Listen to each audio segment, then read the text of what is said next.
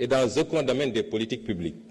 Certains ont posé des questions qui peuvent enrichir le débat.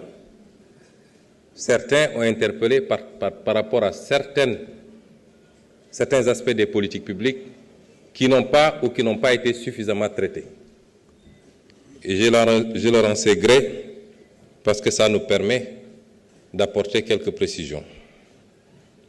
Mais aucun député ne nous a dit que ce qui a été présenté aujourd'hui n'est pas bon ou ne va pas dans le sens souhaité pour sortir ce pays de la situation catastrophique dans laquelle les régimes précédents, particulièrement le régime sortant, l'a plongé. Alors, il y a quelque chose d'assez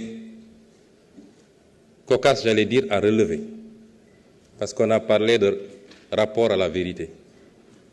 Et nous allons illustrer avec quelques aspects. Je passerai sur la longue campagne de diabolisation perpétrée par des gens qui tenaient le pouvoir et qui l'ont désorienté, non pas dans le sens de servir les intérêts de ce pays, mais qui ont utilisé toutes les forces dont ils disposaient pour combattre un parti politique, un homme, et pour essayer à tout prix de casser l'opposition. La désinformation avait pris toute une forme. D'abord, c'était de nous faire apparaître pour des gens qui détestaient les milieux religieux, les foyers religieux. Combien de politiques, certains ici présents, n'ont passionné un certain nombre de responsables religieux pour leur raconter des histoires, que nous allions interdire les événements religieux, que nous allions combattre les tariqas.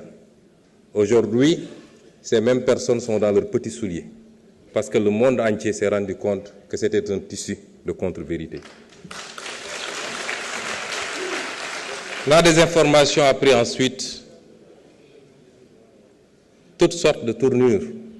Nous serions apparentés à des mouvements irrédentistes. Nous serions financés par des multinationales. Nous serions dans un programme de déstabilisation du Sénégal. Nous aurions des relations avec des organisations terroristes, islamistes et j'en passe. On a tous vécu cela ici. S'il faut parler de rapport avec la vérité, je pense que nous savons où chercher. Ensuite, depuis que nous sommes arrivés au pouvoir, le débat, ça a été de dire qu'ils n'ont pas de programme, qu'ils n'ont pas de vision. Où sont ceux qui disaient ça aujourd'hui? Ils sont incapables de démontrer ici et sur les plateaux de télévision qu'il n'y a pas de programme, qu'il n'y a pas de vision. Et le pire, c'est que ceux qui s'agitent le plus n'ont pas le niveau minimum pour parler de ces questions.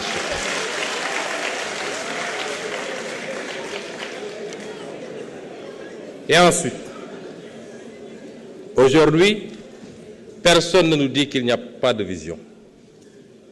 Personne ne conteste ce qui a été proposé. Plébiscité depuis la présentation du référentiel par tout le peuple sénégalais, mais également par tous les partenaires au développement.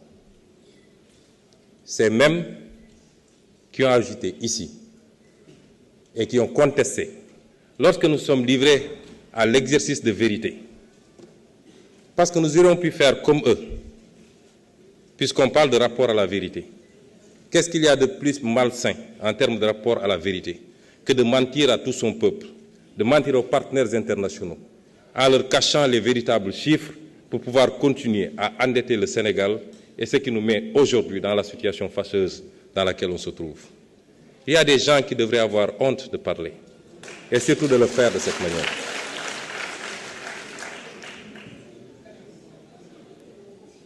Personne aujourd'hui, à part un seul intervenant, et l'histoire, vous savez, je crois que chacun d'entre nous doit éviter de se faire prendre la main dans le sac en plein jour. Dans quelques jours, la Cour des comptes publiera son rapport. Dans quelques jours. Je ne sais pas ce qui s'y trouve. Je ne sais pas ce qui s'y trouve, mais je peux vous garantir d'une chose. Si ça ne révèle pas plus que ce que nous avons révélé, ça ne sortira pas moins que cela. Et à partir de ce moment, je le dis et je le réitère, tous ceux qui ont une responsabilité par rapport à cette situation fâcheuse et qui ont trahi ce pays devront en rendre compte devant vous certainement, les députés de l'Assemblée nationale.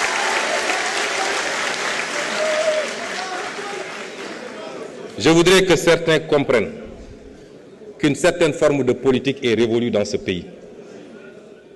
La politique, désormais, c'est de parler en connaissance de cause, de parler de ce qu'on connaît, de donner des faits et des chiffres précis. Ici, sur cette tribune de l'Assemblée nationale, il y a 5 ans de cela, lors d'une déclaration de politique générale, si ma mémoire est bonne, ou alors lors du passage du ministre des Finances, j'avais fait et chiffres à l'appui démontré la situation catastrophique dans laquelle on était en train de plonger le pays.